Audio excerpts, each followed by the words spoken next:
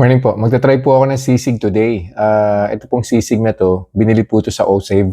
Hindi ko po alam kung naalala niyo pa po yung pinost ko, I think, couple of days ago, yung OSave haul. So, kasama po ito.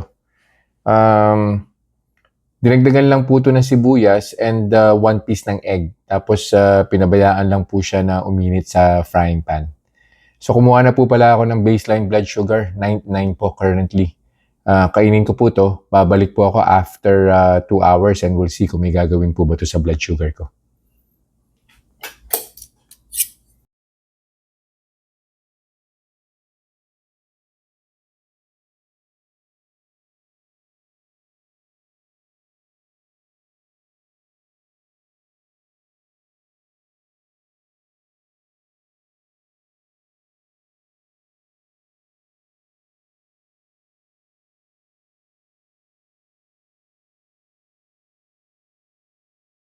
Reminders lang po, huwag pong mag-aanli. Always eat in moderation.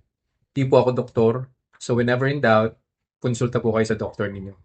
And yung results po ng mga review na ginagawa ko, it may vary. So huwag niyo pong i-expect na yung resulta sa akin is magiging kapareho po ng resulta sa inyo. So yun lang po. Have a nice day.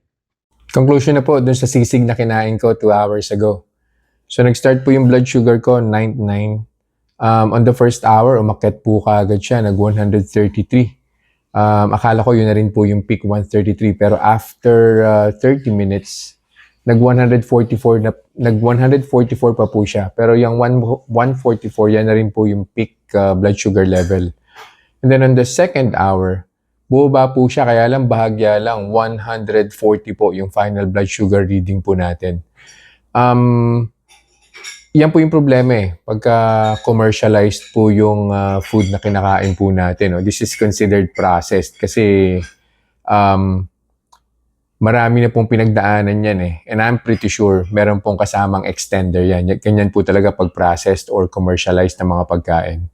Meron na pong extender na kasama yan. Pwedeng meron pong flour, pwede pong merong starch, or baka merong hinalo na root crop or something. Kaya nag-spike po yung blood sugar ko ng ganun.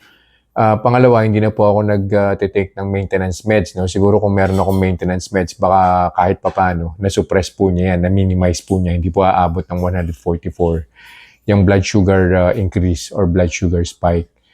And then, yun nga, mas maganda siguro kung gusto nyo kumain ng sisig, homemade na lang po. Napakadali lang naman pong gawin yan. At least sigurado po kayo na safe po yung ingredients na gagamitin po ninyo.